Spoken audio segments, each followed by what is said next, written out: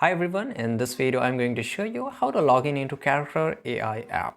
So first of all you have to download it from Play Store or App Store, and once you're done just open it up. And when you open it up, in just few seconds you will get to here see two options: sign in, sign up and login. So if you don't have an account, then you have to make an account by using a sign up option. And once you're here, just click on it, and here basically you can just use your email address and password. You can also log in, sign up with make an account with Google or Facebook or Discord or Apple. So for me it's much more easier to make an account with Google, and once I click on here I will have to just select I have to select here my Google account, and that's it. And I have already made an account, so I will just click on login, and here I will just go and select my Google account here. So once you have selected your Google account or made an account, in just few seconds you will be inside Character AI.